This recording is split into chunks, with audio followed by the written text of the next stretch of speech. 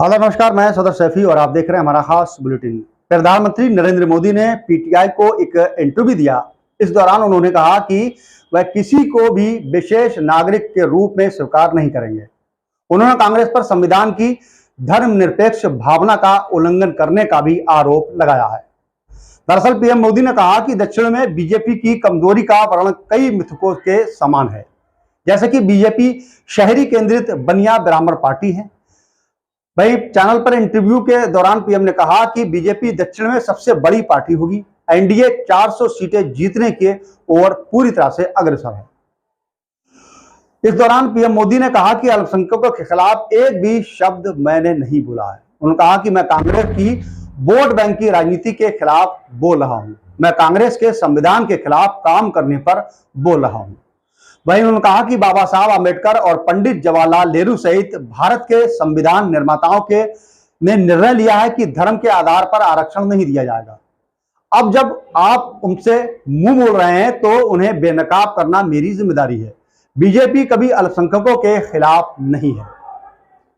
उन्होंने कहा कि एनडीए के लिए 400 सीटों का लक्ष्य हासिल करने के लिए दक्षिणी और पूर्वी राज्यों में बीजेपी की रणनीति पर पीटीआई के एक सवाल के जवाब में पीएम मोदी ने कहा कि हमारी रणनीति पूरे देश के लिए एक ही है।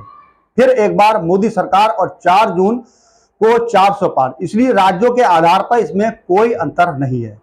2019 के लोकसभा चुनाव को देखें तो दक्षिणी में तब भी सबसे बड़ी पार्टी बीजेपी थी और मैं फिर से कहूंगा कि इस बार दक्षिण में सबसे बड़ी पार्टी भाजपा ही होगी और उसके सहयोगी इसमें और सीटें जोड़ेंगे।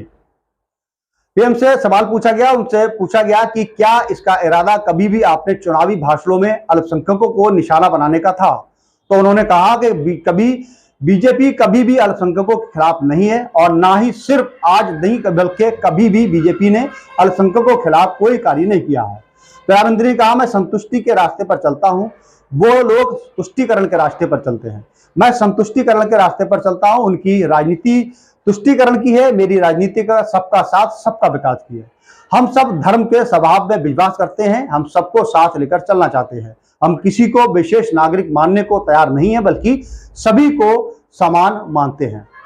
उनसे यह भी पूछा गया कि क्या उनमें सच में विश्वास है कि कांग्रेस वास्तव में हिंदुओं की संपत्ति मुसलमानों को दे देगी, क्या यह सिर्फ एक अभियान है। मोदी ने कहा कि सवाल मेरे ऐसा सोचने का नहीं है, बिना किसी तर्क के विचार करना पाप है। मैंने ऐसा पाप ना तो कभी किया है और ना ही करना चाहूंगा।